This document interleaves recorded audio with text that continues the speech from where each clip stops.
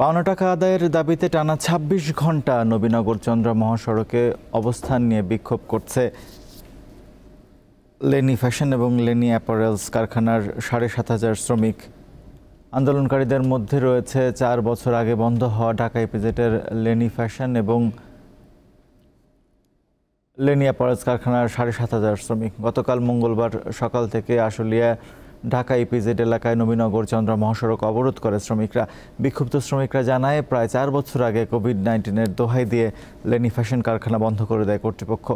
বকেয়া পাওনার দাবিতে এই বিক্ষোভ কর্মসূচি পালন করছেন শ্রমিকরা। শিল্প পুলিশ জানায়, ডিপিজেডের লেনি ফ্যাশনের শ্রমিকরা বকেয়া পাওনা আদায়ের দাবিতে মহাসড়কে অবস্থান নিয়ে বিক্ষোভ করছেন।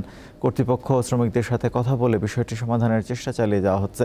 অপ্রীতিকর ঘটনা এড়াতে আইন শৃঙ্খলা রক্ষাকারী বাহিনীর সদস্যরা প্রস্তুত রয়েছে।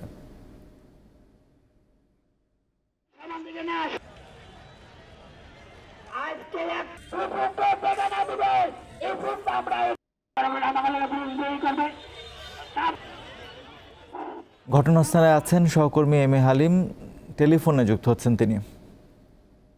হালিম, চন্দ্রা নবীনগর সড়কের এখনকার অবস্থা কেমন দেখছেন? সমস্যা সমাধানের কোনো উদ্যোগ নেওয়া হয়েছে?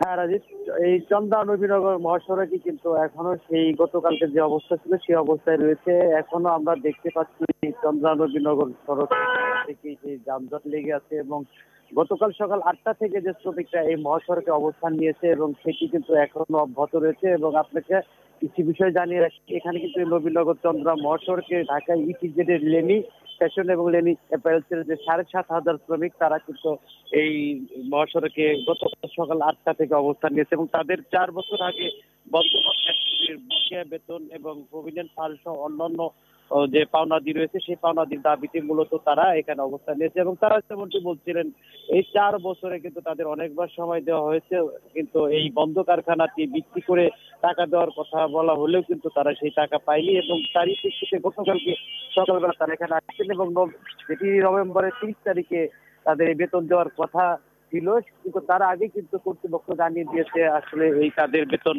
দেওয়া সম্ভব হবে না নভেম্বর ৩০ তারিখে। তারপর থেকে কিন্তু শ্রমিকরা ফুসে ওঠে এবং এই নবীনগর চন্দ্রা মহাসড়কে তারা অবস্থান নেয়, যেটি ঢাকা ইপিজেড প্রক্রিয়াকরণ অঞ্চলের সামনে তারা অবস্থান নেয়। এবং তারা গতকালকে যেমনটি ঘোষণা দিয়েছিলেন, তারা এই পাওনা টাকা না নিয়ে তারা এখান থেকে সরবে না, সেই হিসেবে কিন্তু গতকাল রাতেও কিন্তু তারা এখানে এই অবস্থান নিয়েছিলেন। এবং তারা আরো বলেছিলেন যে এই পুরাতন ইপিজেড এবং নতুন ইপিজেডে কাউকে তারা প্রবেশ করতে দিবে না। এবং সেই সকালবেলা থেকে আমরা দেখতে পাচ্ছি যে এই পুরাতন ইপিজেডের সামনে তারা অবস্থান নিয়েছে এবং সেই অবস্থানের কারণে কিন্তু নবীনগর চন্দ্রা মহাসড়কে কিন্তু একটি দীর্ঘ যানজটের সৃষ্টি হচ্ছে। অনেকে কিন্তু পায়ে হেঁটে যার যার নিজ নিজ গন্তব্যস্থলে যাচ্ছেন এবং সেই হিসেবে অনেকে আবার এই মহাসড়কটি পরিহার করে বিকল্প রাস্তা ব্যবহার করে অন্য দিকে যাচ্ছে। তো বিগত কিছুদিন যাবত এই নবীনগর চন্দ্রা মহাসড়ক কিন্তু একটি ভোগান্তির মহাসড়ক হয়ে দাঁড়িয়েছে এবং এই রাস্তায় বিভিন্ন শিল্প কারখানার শ্রমিকরা তারা এখানে বিভিন্ন সময় তাদের দাবি দেওয়া নিয়ে অবস্থান করায় মাঝে মধ্যে কিন্তু এই যানজটের সৃষ্টি হয় এবং যার ফলে এই মহাসড়কটি একটি